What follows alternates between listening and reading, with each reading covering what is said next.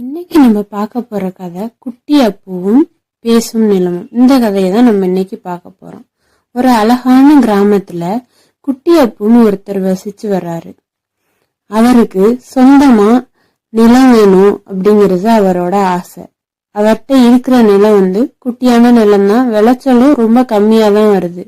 மத்த எல்லாரோட நிலத்தையும் பார்க்கும்போது நல்ல செழிப்பா நல்ல விளைச்சல் தரக்கூடியதா இருக்கு. ஏன் நமக்கு மட்டும் தரல அப்படின்னு அவர் யோசிக்கிறாரு.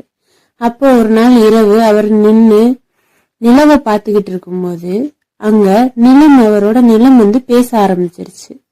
என்னடா அது, நிலம் பேசுதே அப்படின்னு இவர் போய் கேட்கும் போது, இந்த மாதிரி நீங்க என்னை ரொம்ப நல்லா பாத்துக்கிட்டீங்க, நான் நீங்க எந்த அளவுக்கு பொறுமையா இருக்கீங்க, எந்த அளவுக்கு நான் உங்களுக்கு ஒண்ணுமே தராட்டியும் பாத்துக்கிறீங்கன்னு நான் உங்களை சோதிச்சு பார்த்ததுல நீங்க உங்களுக்கு எந்த பலனும் தராத என்னைய கைவிடாம நல்லபடியா பாத்துக்கிட்டீங்க.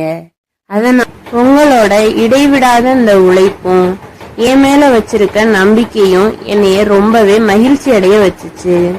இதனால இனிமேல் நீங்க இரவில் விதைக்கிற விதைகள் அனைத்தும் பகலிலே உங்களுக்கு விளைச்சல் தந்துரும். இதுதான் நான் உங்களுக்கு கொடுக்கிற பரிசு.